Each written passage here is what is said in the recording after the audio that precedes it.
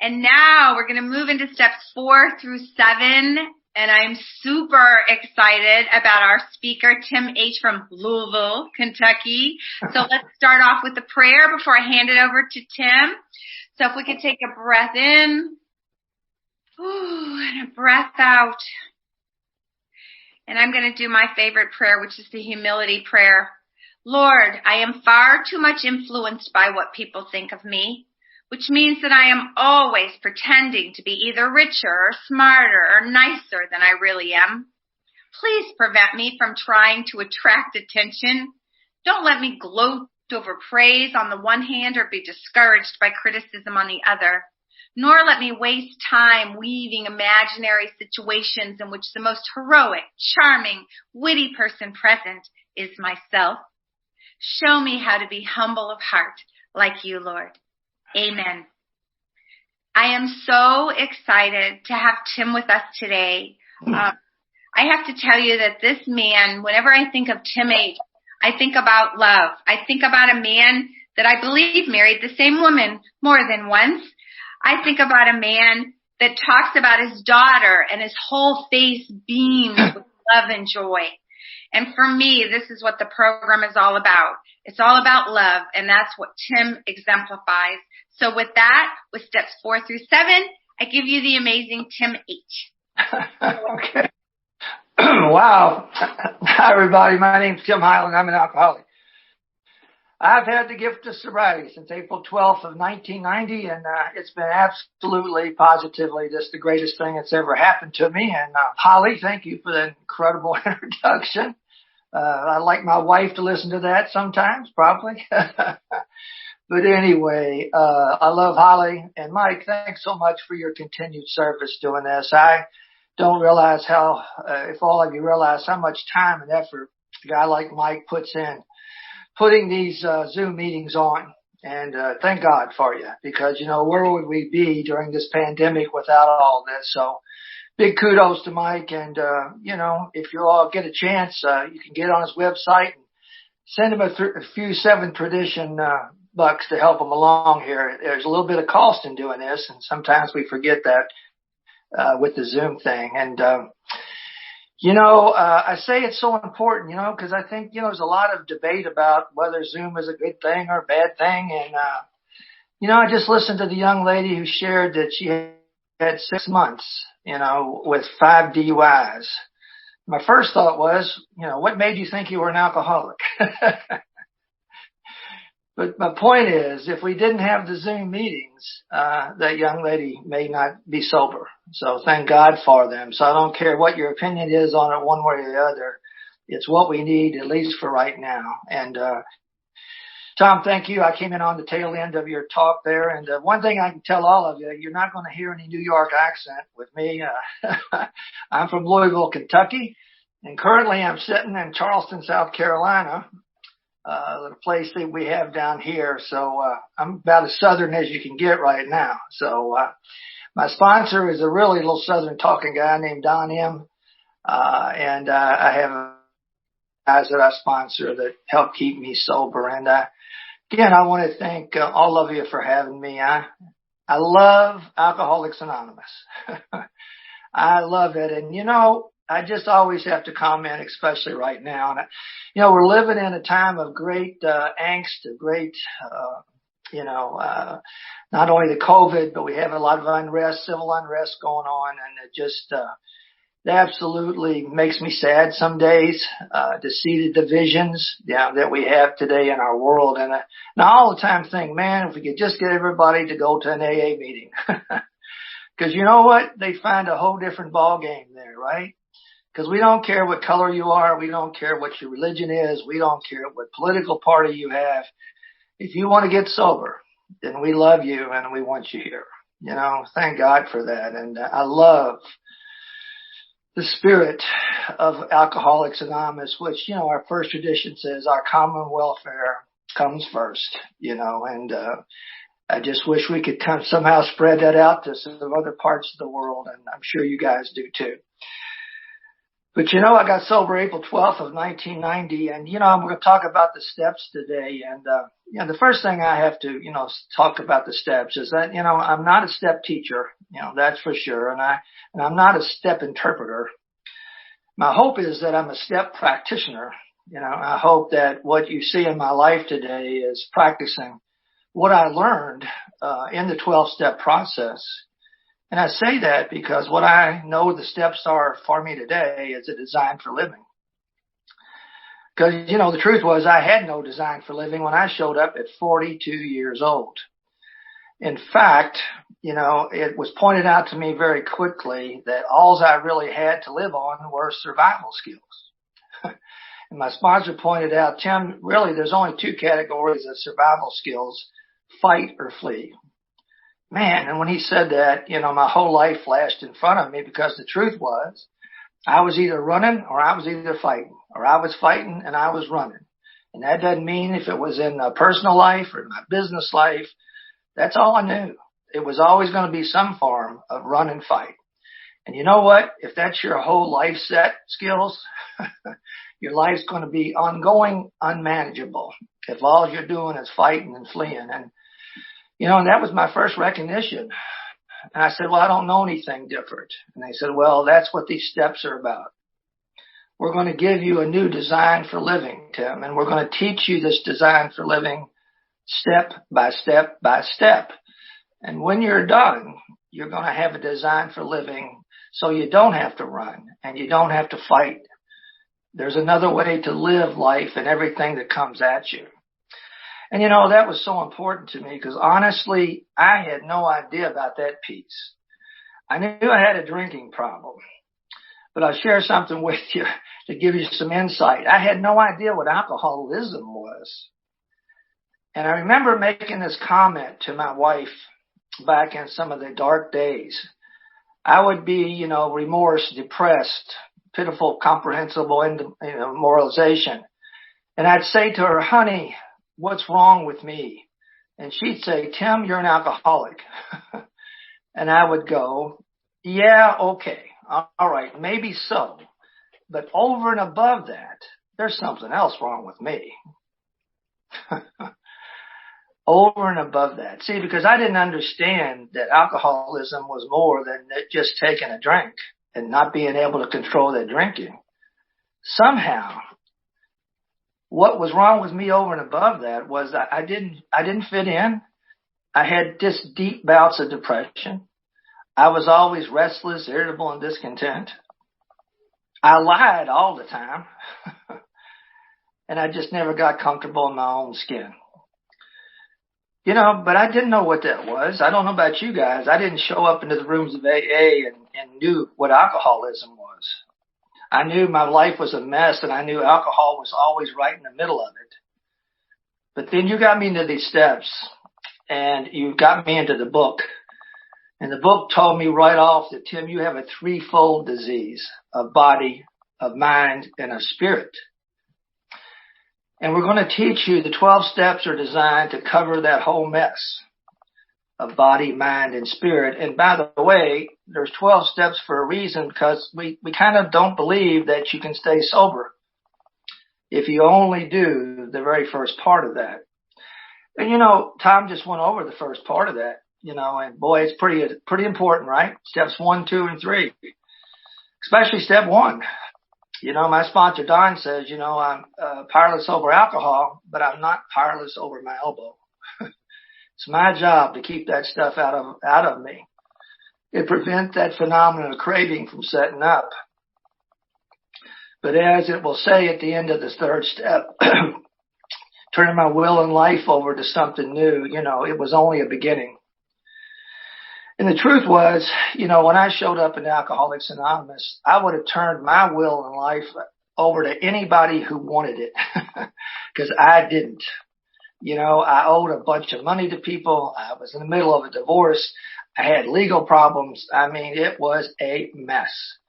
And so when you guys said, well, Tim, turn it over, I said, okay, I will.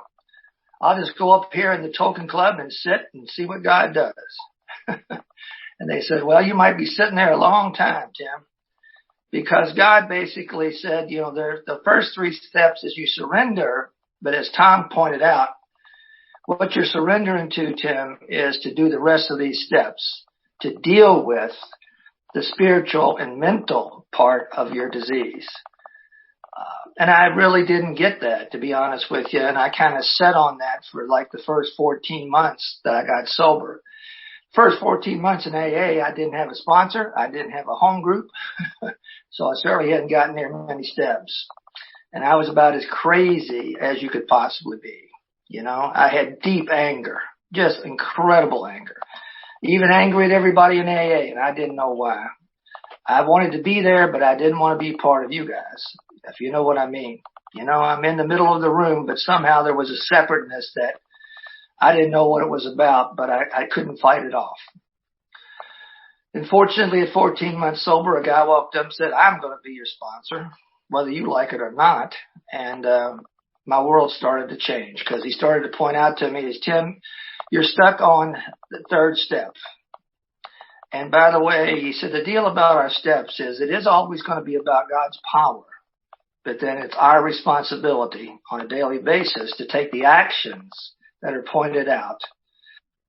Because again, God's not going to get you the job, Tim. You're going to have to go fill out the applications.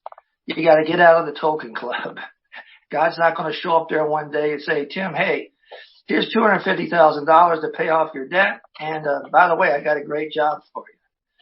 Nope, that's not going to happen, Tim. You're going to have to learn through the rest of these steps how to take the actions daily to deal with the hole that you've dug and to learn how to live successfully in this world. I remember thinking in my early days of Alcoholics Anonymous, and I wish it was this easy.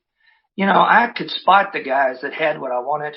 Oh man, they looked so serene. And, so here I'm a year and a half sober, and I'm thinking how I'm going to look someday in Alcoholics Anonymous, right?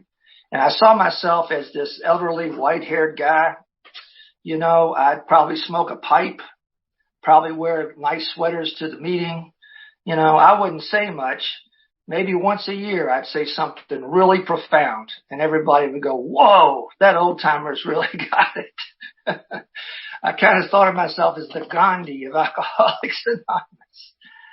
2 years sober. For no reason, I came home from my meeting and went berserk, tore my whole bedroom apart, threw the lamp down, tore the shades down, just went insane.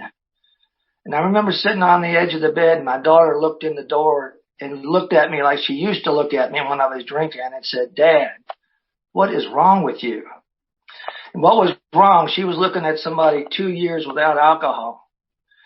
And she was looking at the disease of alcoholism without the booze, because I was so irritable, restless, and discontent. So still not a part of the universe. 3 years sober, I got in a fist fight with my 19-year-old son, and he knocked my tooth out.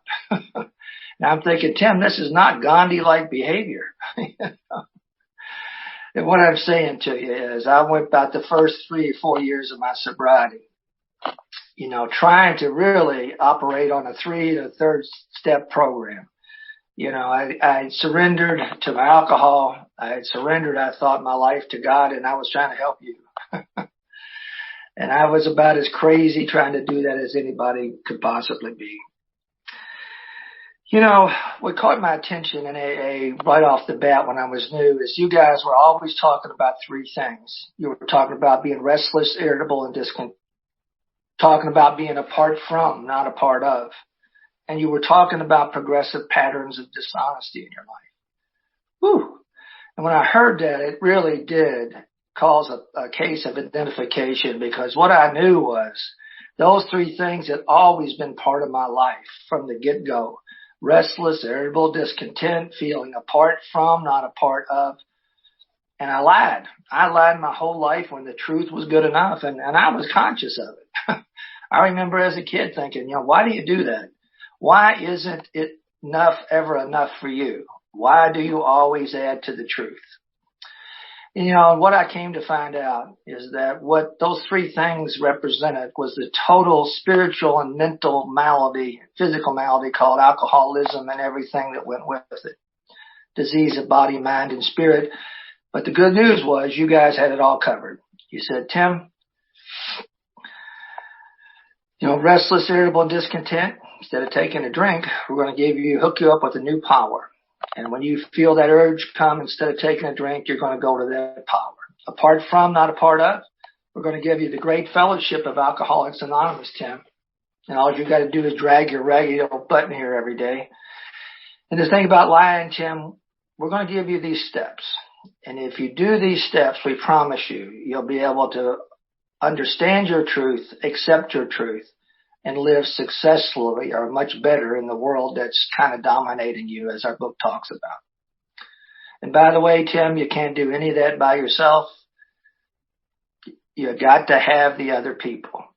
And that was really important for me, because I have to be honest with you. When I came into AA, I kind of thought it was a good idea, but I thought I'd like to kind of maybe direct this myself, if you don't mind. I can read, for God's sakes. I got a book. I can figure this thing out. And they said, no, it's never worked like that. It only works, those 12 spiritual principles, somehow. The magic happens when one drunk gets eyeball to eyeball with another drunk. And I need to remember that AA has always been about those spiritual principles. And I never want to get so spiritual that I want to separate from you as I do that. And I think sometimes that's a jeopardy that we all face. I need you today every bit as much, as I did when I showed up day one. But anyway, we get to this 4 and 5 step, and it's the first time in my life anybody's ever asked me to share myself with another person. Because again, I don't know, but I was always kind of an isolator. I was always kind of introverted to the extent that my business is my business and nobody else's. Now, I had no idea that was part of my sickness. Okay. So this whole idea of sitting down and sharing my intricate secrets with another person was kind of really scary business. But what I didn't realize was that what you all were teaching me that goes, even today in my life, was how to share my life with another human being, and how important that is. Because what you taught me in steps 4 and 5 still is one of the key components of my sobriety today. Sharing my life with another alcoholic, sharing my prayers with another alcoholic is absolutely essential for a guy who has a mind like mine. Because even isolated prayer, all right, is a dangerous thing for me, because that's all about me praying and me deciding what God says.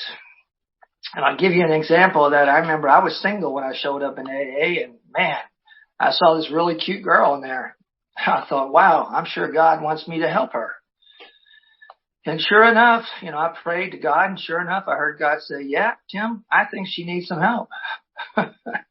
Now, interestingly enough, when I called Don, my sponsor, and shared that prayer, he didn't quite hear God's response the same way that I did.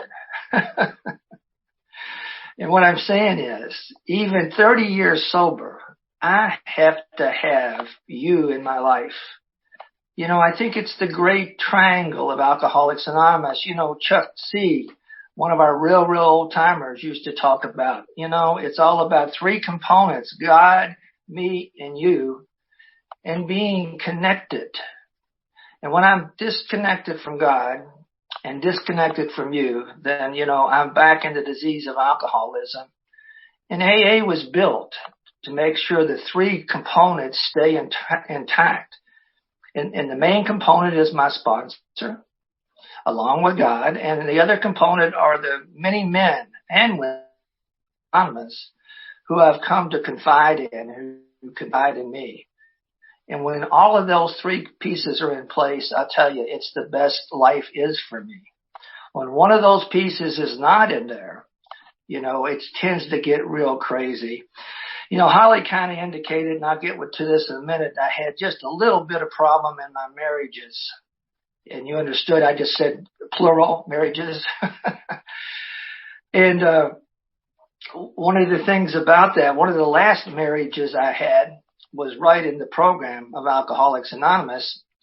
And I had met a lady in AA and decided that she and I just had all the parts needed just to ride a spiritual experience into the sunset. So we dated about 3 months and got married. Didn't want to rush it. And, that marriage lasted 8 months. All right. And it was a horrible thing when it went over.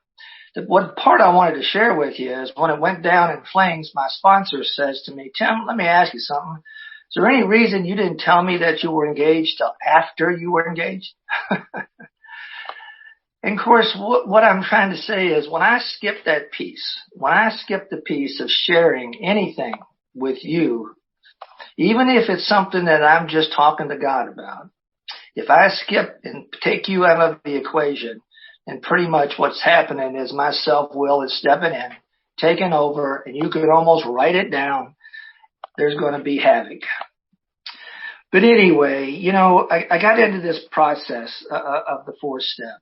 And, what I would have told you right off the bat was there were so many things in my life that, yeah, it happened and it was a bad situation, but I'm over it. I got by it. And I want to talk to you about one in particular. There was a seminal incident in my life. When I was 12 years old, I was the oldest of 7 kids. When I was 12 years old, my daddy went to prison as a direct result of a big white-collar crime in Louisville, Kentucky. And it was pretty awful. It was about an embezzling situation with a company that he was involved with. And the truth was my dad was kind of a follower. He was, the guy had hired him out of high school, and he was very loyal to him. So my dad ended up signing some papers he shouldn't have signed. But in the 60s, this was a big deal. It was front page news every day. And it was awful because, the kids at school were teasing us about it. We got in fist fights about it. My dad went off to prison. My mom had to send the 2 youngest kids, who were 1 and 2, to her sister in St. Louis.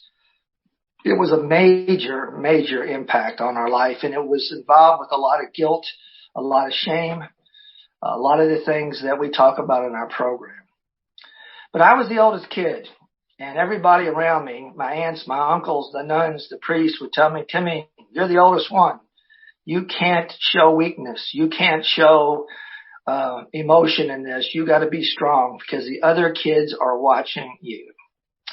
And that's how I proceeded. From 12 years old on, I stuffed that, and I basically tried to go about life with a toughness and a responsibility that I couldn't feel about this situation because my brothers and sisters would be affected. Now I'm 12 years old, getting ready to go into high school, and I was a very good athlete.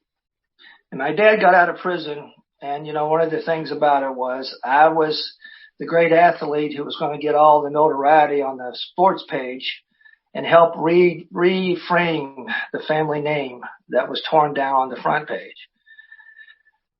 And that's kind of how I went through my high school years, and that's where my drinking started when I was about 16 or 17. But what I wanted to share with you is when I approached that initially in my 4-step, it was like, oh, look, yeah, well, this happened, but, it was no big deal. I mean, hell, it just happened, and we all went on. And then my sponsor said, no, let's talk about that more. And I want to tell you, about 20 minutes into the conversation, I broke down, and I sobbed and wailed for the next, I bet, hour. I was so angry that I was put in that position by all the people around me. I was so angry that I couldn't cry as a 12-year-old. I was so angry that my dad had done that and put us in that situation. But what I was most angry about is when I came out, or he came out of prison, he put all the pressure on me to, make up the hole he had dug in terms of the reputation of the family. And I tell you, from that day forward, everything I did toward correcting that wrong. And so I didn't really enjoy my basketball career, although I was very good at it. And I got a scholarship to college. But somewhere in my college years, I think he caught up with me, and my drinking escalated. And it was a great way for me to deal with the anger and the resentment that I had fostered for that whole situation. And so what I'm telling you is if I never had done a 4-step, and what I also found out is that whole thing was resulting in my depression. That whole thing was resulting in, the anger that always turned into depression. And it was the beginning of unwinding a situation that had happened to me at 12 years old. And here I'm at 42 years old now for the first time, really taking a serious look at it. And let me tell you how pervasive it was. The other part of my 4-step was I hate lawyers. I hate these people in my family. I hate priests. I hate nuns. And I hate the whole east end of Louisville. And my sponsor said, what? Because somewhere along the line, all these people, my dad's lawyer, the other people that he had worked for, they were from the other end of town. They were from the east end of town. I was from the west end of town. So all I knew was that end of town was out. And what I wanted to share with you, when I got in Alcoholics Anonymous, that was still there. I did not want to go to a meeting in this east end of town because they, whoever they were there. And it's interesting, is all I'm saying is that I would have told you that I had dismissed that whole situation and had not. I had a sponsor who pushed me to look into that more deeply. I would have never cleaned up so many of the barriers, so many of the walls that I had put up, over that my whole life. And, as it turned out, I don't have time to get into it today, but my dad and I's relationship, which was always highly, highly strained, I got an opportunity before he died, and I was about 10 years sober, to clean that up with him. And I'm just saying that all started in the 4-step. And I'm so grateful for that piece of it because I never knew that those things deep down inside me that were clogging the engine up. I love the way Sandy Beach used to describe this. He used to say it was like a steam engine. And somewhere in the middle of that steam engine, it gets clogged and the steam cannot get through to come out the other end. And that's kind of the way it was with me. I had that and some other things that had clogged my perspective about who I was and what life was all about. And so the 4-step and sharing this with another person was, absolutely positively just so important to me. And then this whole idea, the whole concept of continually doing that, and we're going to go on with these steps and somebody's going to talk about the 10th step. Which is our daily 4th and 5th step in a way that we get to continually keep that steam engine from clogging up again. And, long as I am on a daily rapport with my sponsor and with the men in my support group, we have a men's big book group that meets on Wednesday nights, and it's totally wonderful because it's like an open 5th step, so to speak, for everybody. We do read the big book, but it's also a place where anybody can bring their hurts and their fears and their angers. And good news about AA, right? Nobody ever is all in the barrel all at the same time. But we have divorce situations, we have money issues, we have kids. And sometimes I sit in there on Wednesday night and go, I don't remember sitting in the bars and saying to the guy next to me, boy, I've been really fearful today and I don't know where it came from. Did you ever talk to the guys in the bars that way? I mean, I sure didn't. And, it's so neat to be able to have that relationship with other men that I can literally talk about anything. One of the sensitive things in the 4-step, and, it must be important because it has its own little pitch, is the sex inventory. And, it's in there for everything I've come to find in the big book is there for a reason, and I know a lot of guys today, that I sponsor have, problems with pornography. They have problems with, being faithful in their marriages. And I've had guys say, what's that got to do with staying sober, for God's sake? I said, well, one, I know this, if they didn't have it in there, then there's a reason. If it's in there, there's a reason for it. But secondly, what I've come to understand and believe about the sex inventory is what it's really all about is a level of honesty and dishonesty.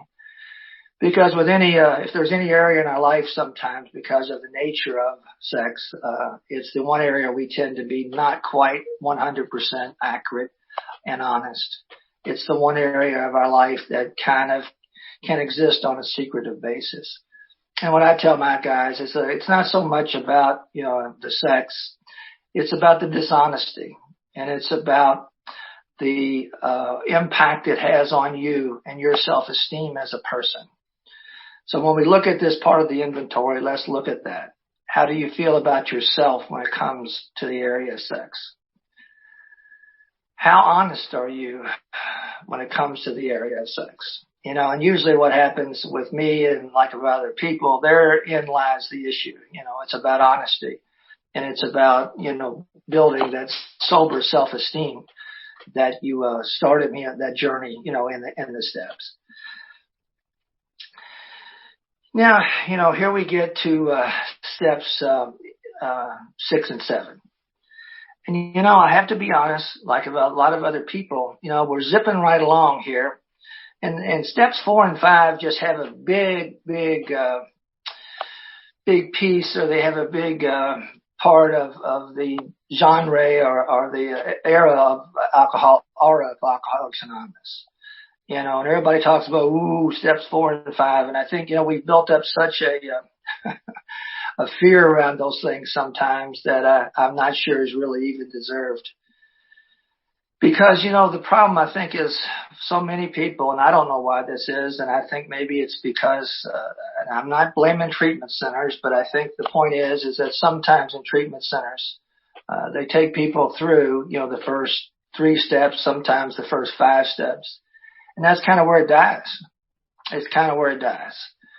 Like, I got through that 5th step, and as the book says, I'm going to put this book up on the shelf and take a rest.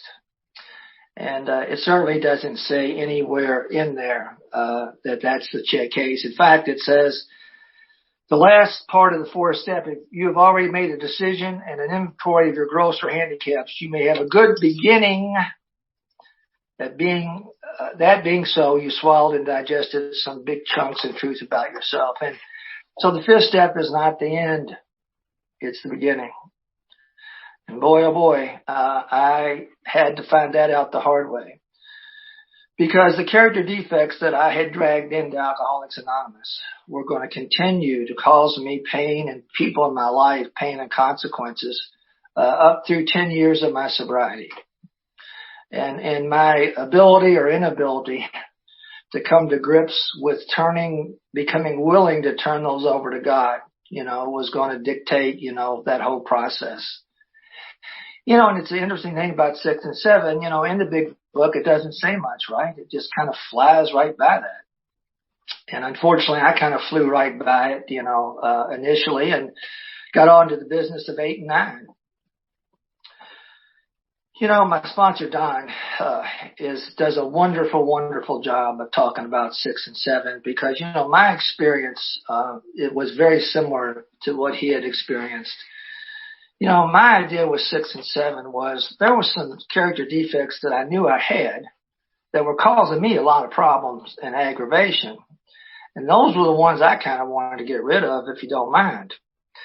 But, it was pointed out to me that, no, Tim, it didn't say that at all, son. It says that you become willing to have God take those defects away that are blocking you from being of value and help to God and other people. Totally a different thing. Totally a different thing. And I was thinking about that the other day, in terms of, I think about that all the time, in terms of the defects that I didn't like. And some of those I still have, but some of those really have nothing to do, with my ability to be available and present to other human beings, and especially alcoholics. One of the things that I told you that came out of my one of the other things that came out of my 4th and 5th step was I told you I was the oldest of 7 kids. Okay. So there's 10 years between me, the oldest, and the youngest. 6 boys, 1 girl. And when my dad went to prison, my mom had to go back to work. So let's take a look at that and say, Mom doesn't have a whole lot of energy and time to get around to all 7 kids. And I was the oldest, and I guess I wouldn't have admitted to this, but the truth was I didn't feel like I got enough attention and love and interest from my mother as the oldest child.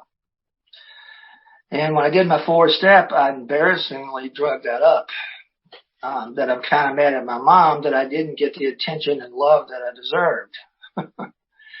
And that whole deal, by the way, I've identified this character defect this way, that sometimes I start noticing I'm not getting the respect a man of my stature should be getting.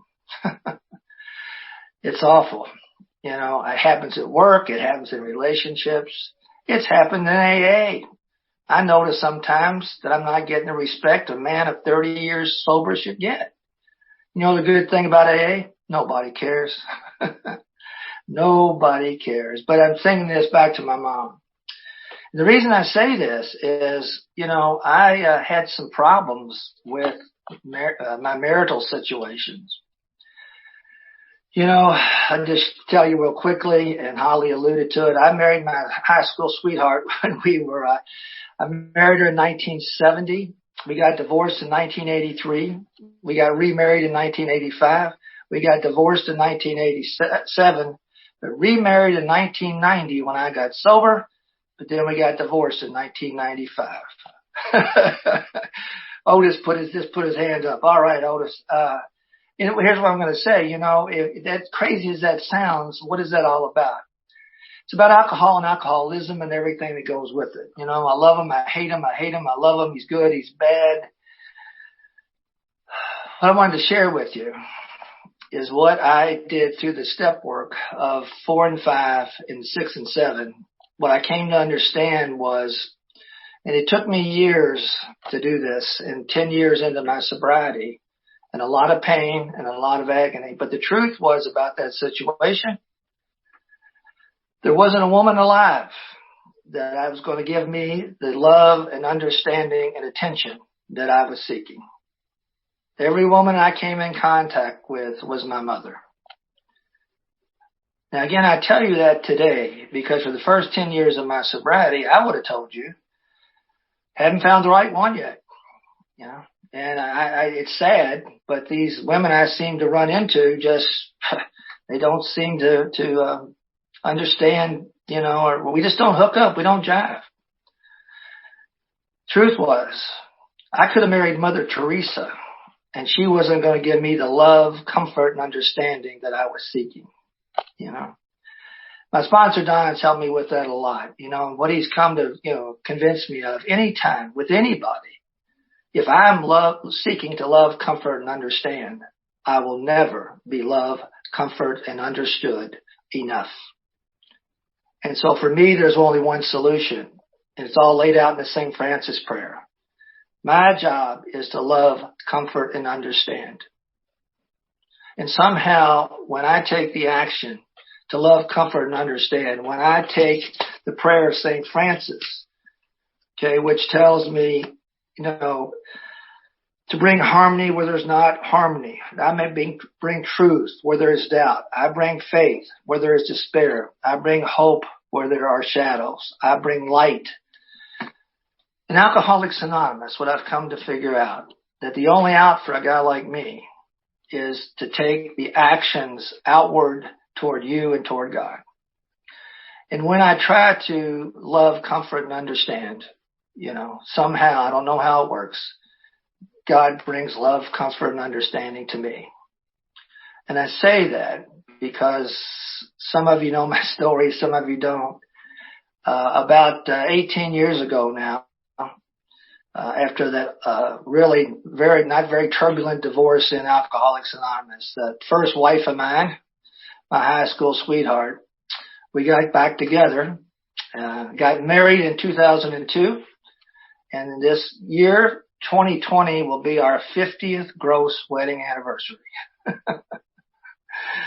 I don't know what the net is. I think it's about 42, I think. But my point is, what's the difference?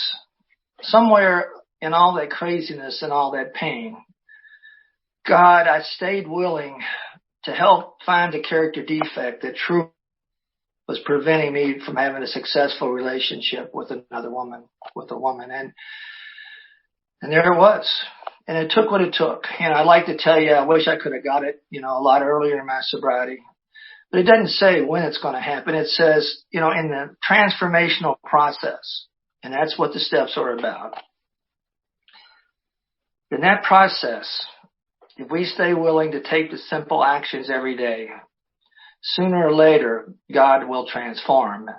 Bob B., my friend in Minneapolis, talks about, we plant the seed.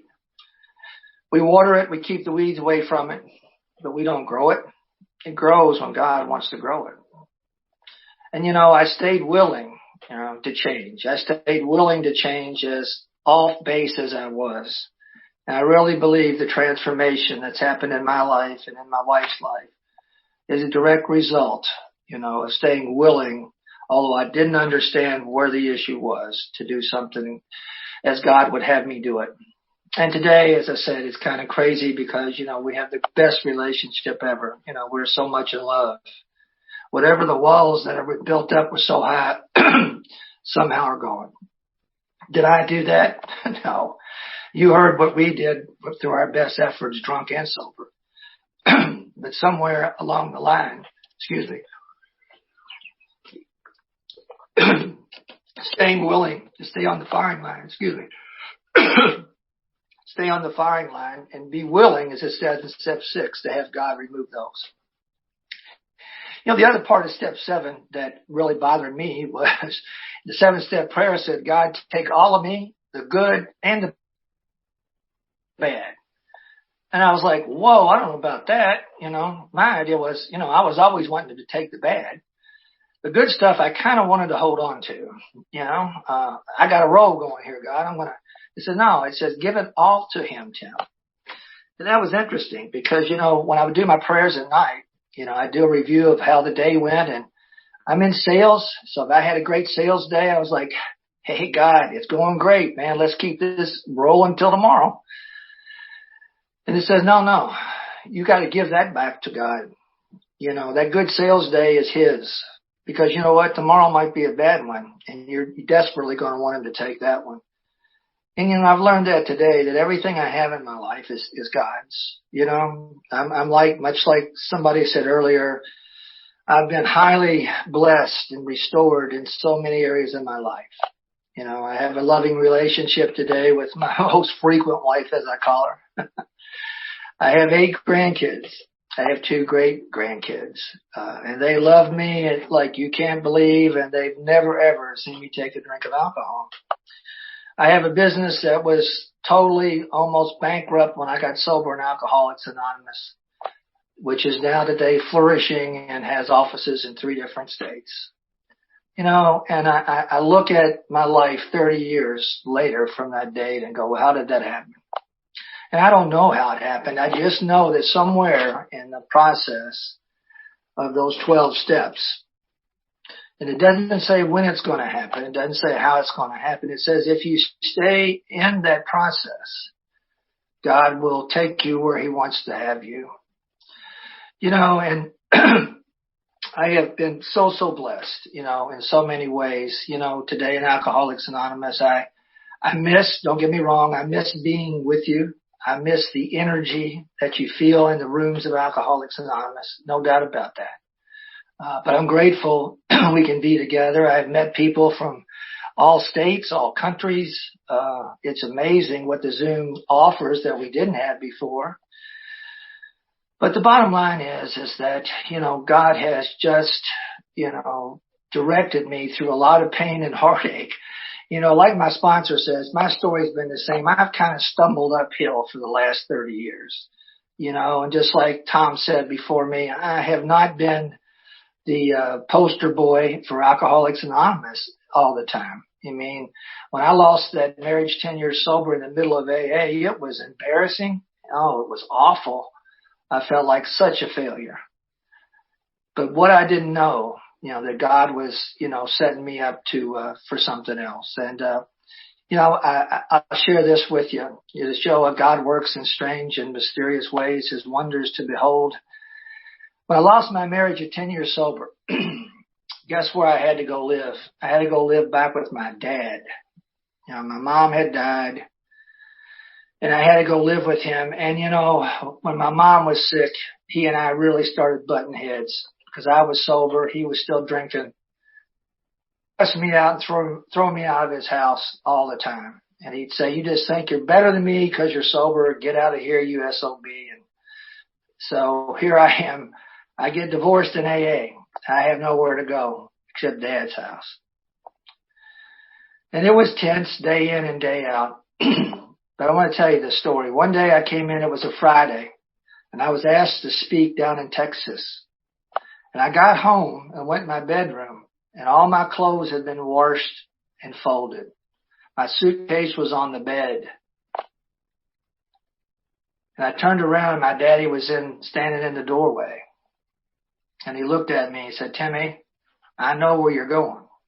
You're going to one of them A&A things, aren't you? He said, I want you to know how proud I am of you. And I wish I could have gotten sober like you did at 40 years old. I am so sorry for all the harm that I brought to you through my drinking. And we hugged and we cried and, I got on the plane and went to Texas to speak. And I want to share with you that my daddy died 2 months later. And here's the thing. If I hadn't gone through that divorce and ended up having to live with my dad, that beautiful moment of atonement and of healing would have never happened. So sometimes in our life, when we think God has got us in the worst position possible, be careful. Because usually there's another plan in place. One of my little Al-Anon buddies out in California says, Tim, you always thought in terms of periods in your life. God doesn't use periods, Tim. He only uses commas. He only uses commas. And here's the deal. You all might think you're at a period right now in your life. You're not. There's a comma there. The problem with it, God doesn't share with us what's behind the comma. He says you got to suit up and show up every day. And trust that if you follow the path of these 12 steps and stay willing, no matter how many times you fall down, if you stay willing, it's all going to be okay. And you know what? It's not ever going to look the way you think it's going to look. Don talks to me all the time about my job is to do the stitches and leave the patterns up to God. I just do the stitches every day and leave the patterns up to God. And I remember thinking when I first heard that, wow, I think about stitching, right? And I'm thinking, okay, I'm stitching here. What am I stitching? Is this a hat? Is it a coat? Is it a pants? And when's it going to be done? And he said, no, Tim, you just stitch. And you trust that the patterns that God comes up with are going to be beyond what you would ever hope for. And that's been my whole story. And you've heard many people say, if I'd gotten just what I asked for when I got sober, I'd have sold myself so short, so short. Because so we don't know where we're going. The great part about our program and the whole 12-step process, it's so exciting because we don't know where we're going. It's so exciting because what I can tell you, even at 30 years sober, there's no end to the freedom. There's no end to the joy. It can only get better and better and better. And that's what I have found in steps 10, 11, and 12, Man, what a deal this is. If you'd have told me, I just wanted to get sober. I wanted to get out of the hole. I just wanted out of the hole. Get me out of the hole back to even. And you guys said, no, Tim, wonder if we told you not only can you get out of the hole, you can have a life beyond. I said, no, just get me out of the hole, But what I can tell you is, you have added, or the 12 steps have added to my life and continue to add to my life. Because, when you get to 10, 11, and 12, what it is, everybody likes to call them the maintenance steps. I like to call them the development and growth steps. Because, man, once you get there, you're using this whole process that we were taught in the first 9 steps. And what is that? Basically the process that I learned in 4, 5, 6, and 7 is each day, as the 10th step says, I look for fear, anger, resentment, dishonesty. And when they pop up, instead of fighting, instead of running, here's what you do, Tim. You immediately ask God's help. Then you share that with another human being. And look to see if you have a part, Tim. If you have a part, immediately clean that up. And then, Tim, resolutely turn your attention to another alcoholic. I want to tell you, that solution has saved my butt time and time again. It is a whole lot better, you guys, than fighting or fleeing. And I don't care if it's in the business world, in your personal life. If I can just remember, talk to God, talk to you, look for my part, and then go help somebody. My life is great, and it's a lot more manageable. And I say that because I look at the steps today, and I didn't know you were doing this. I didn't know you were giving me a new design for living when we were going through these things. When we got to 4 and 5, I thought you were just nosy and you were prying into my life. And what I know today is that, no, you were trying to help me, as Chuck C., uncover, discover, and discard that stuff down inside of me that had been blocking me for so many years. You know what? If you're new, is not drinking important? Yeah. Not drinking is really important. But if that's all it came down to, I'd have been drunk a long time ago, you all, because again, I have a fever down inside of me that always propelled my drinking. I had a knot in my gut that I could only hold out so long without a drink.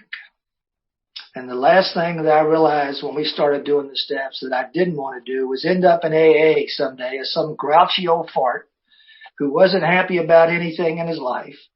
Okay, was just, bossing around newcomers, telling them how it used to be in the old days. I wanted to be happy, joyous, and free. I wanted to have, a wholesome family life. I wanted to have a wholesome business life. And I wanted to have fun. And you know what? I have found so much fun in the rooms of Alcoholics Anonymous. But my one point on that, if you're new, I told you for the first 14 months, I kind of stood outside the circle. 1 foot in and 1 foot out. And then one day I got a sponsor and he sent me down to Lambton Baptist Church and I became the coffee maker there on Wednesday mornings. And that was the day he put me into a men's big book group that meets to this very day in my office every Wednesday night. And that was the day I found out the greatest secret in Alcoholics Anonymous. I found out where the fun is. The fun is in the middle. The fun is flat in the middle with people who are doing the deal. They're getting the coffee spill all over them every day. They get there an hour early. They stay an hour late. They take people to coffee. They give people rides. Those people are having a ball. It's only the people out there on the edges where I was that are miserable. And from that day forward, I have never, ever wanted out of the middle of Alcoholics Anonymous. And if there's a message here, I hope you hear it, is if you're going to do this, come on, get in the middle. And I'm guessing most of you are in the middle or you wouldn't be listening to an old guy like me in the middle of the day on Friday. Don, my sponsor, says, a lot of us come to AA. We get a home group. We find some comfortability. We sit down and that's it. He said, but there's about 5% of the people who come to AA who want it all. They want it all. And so whatever's offered, they're there. And they never stop doing the steps. They never stop, trying to reach that next level. And they're involved in the fellowship of AA and they're involved in service like Mike and Holly are doing today. They take their personal time to help others. And, and I say that because, being comfortable is a big deal to me. And I had found right off in AA, sometimes it's not comfortable. What I want to share with you, I have stayed uncomfortably comfortable in Alcoholics Anonymous for 30 years. Because if I get too comfortable, That's really dangerous because I'm following my own self-will. And what I mean is it comfortable to take your time out of the day to come to this? Not necessarily. Is it comfortable to give a guy a ride home who lives 20 miles the opposite direction from you? Not comfortable. Is it comfortable when a sponsee calls you right in the middle of the game? Nope. But those are the uncomfortable things that have helped keep me sober, and I think continue to keep me sober. So I never look to be comfortable in AA. But being uncomfortable has been so much fun for me because that is where somehow, deep down inside, I know that God's doing for me what I couldn't do for myself, and He has me doing His will and not mine. And not that I do that all the time, but each day. In 6 and 7, the other thing I'll say too is that if you read about 6 and 7 and the 12 and 12, it talks about seeking perfection. That, I lie a lot. Well, I can say two things. Oh, well, that's just me, or I can say, no, God, I don't, please help me with my lying because I know it's bringing harm to other people and consequences in my life. Will I ever be perfect in lying? Not lying, no. But I will always continue to seek perfection there. I will always continue to ask God to help me get better and to grow in every area of my life, knowing that I'll never be perfect in any of them. But the willingness to be perfect, I think, is what, Wilson really wanted to talk about in 6 and 7. And, I just quickly say, those of you guys have been around for a while know that Bill Wilson was not a flawless man. I'm convinced the sex inventory is in there for one reason. He had a tremendous problem with that. He had a tremendous problem with, being faithful to his wife. He had a tremendous problem with sex of all natures. I mean, that's not a secret in AA. And I love that because thank God this thing is built around a very, very flawed individual because I identified with that. If it had been a perfect guy that started this program, I think all of us, we probably wouldn't even be here. I don't want to hear that. I really believe our program works, that God enters all of us through our wounds. I'll finish up here with a couple things. Joe McQueenie, who a lot of you remember from the Joe and Charlie tapes, and he told a story one time. He said he was at an AA conference in a big hotel. And he was walking out in the hall behind two ladies that weren't with the AA conference. And he overheard their conversation. And one lady said to the other lady, well, what are they doing there anyway? And this lady said, oh, it's awful. She said, I peeked in there last night. One of them gets up there and talks about all these awful things he did, and the rest of them laugh at him. And if you think about it, somebody from the outside listened to one of our meetings. That's exactly. But we've never said we're perfect. We are flawed people, but we've been given an incredible chance at a new life. What a deal. What an incredible deal. I'll finish by telling you all this. I had three beautiful children. And one of the gifts of my thing is, I had two sons and I had a younger daughter. And my young daughter was her daddy's daughter from the get-go, right? When she was a toddler, her first phrase was, I'll do it myself. Her second phrase was, you're not the boss to me, And I thought, oh man, here we go. By the time she was 12 years old, I'm finding 6-packs in her backpack, half pints in her shoes, chasing her all over the city, getting her out of jail. She was going, baby. She was her old man's daughter all the way. And let me tell you about this kid, however, probably my most talented kid, tall, blonde, beautiful, gifted athlete, gifted artist. But she loved to drink, and she loved to run, she loved to party. And she left about 20 years ago and went to Chicago to the Art Institute there on a scholarship to do her art. But I knew she was really into her drinking. She got into the Second City in Chicago, which is a performing arts thing. And eventually she left Chicago and she went out to LA to join the Second City out there. And we lost track of her for about 2 years. But all I did know from my friends out there, she was living in her car in the streets of Los Angeles on a liquid diet.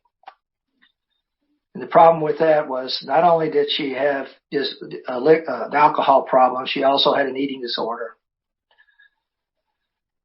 About 18 years ago now, she came home. And man, I'll never forget the vision. Here was my beautiful daughter. Her hair was all matted to her head. Her eyes were caved in. Her cheeks were collapsed. Her teeth were falling out of her head. She was so thin you could count her ribs through her T-shirt. And I remember asking her, honey, is there anything that we can do to help you before you leave? And those alcoholic, beady eyes turned around to me and said, Dad, if I need your help, I'll be sure to call. And I remember thinking, damn, how strong is the disease of alcoholism? How powerful is it when you are literally dying and everybody knows but you? She got in her car. She went back to Los Angeles. And I'm telling you, I knew it was going to be a phone call sooner or later. And about 5 weeks later, I did get a call. Fortunately, it was her. Unfortunately, she was so weak by this time, she was whispering. Now, I'm 12 years sober, you all, and I help a lot of people. But I want to tell you, 12 years sober, when it's your baby girl and she's 3,000 miles away and you can't get to her, what went through my mind was, Tim, what about the A&A now, buddy? Is it good enough for her? What about those 12 steps you're always popping off about? Is it good enough for her? And the big one was, Tim, what about that God of your understanding? Is it good enough for your little girl? And I have to tell you all, it was not good enough. All I can think about it, I'm going to get an airplane ticket and I'm going out there and bring my kid home. But that's not what I said. For some reason, I said, honey, here's a man's phone number in Alcoholics Anonymous in L.A. I pray and hope you will call him and ask him for help. And I hung up. And you guys, I tell you, I cried for hours because I thought, what did I just do? Did I just kill my kid? But after sitting there for a while, what came to me was, Tim, what could you do? There's only one thing we're asking Alcoholics Anonymous, that anytime, anywhere, someone's reaching out for the hand of AA, we are responsible to be there. And I had hooked her up with that hand of AA, but it was up to her whether or not she was going to reach out and grab that hand. And whether I liked it or not, just because it was my kid, I had offered her the only thing that Bill offered Bob.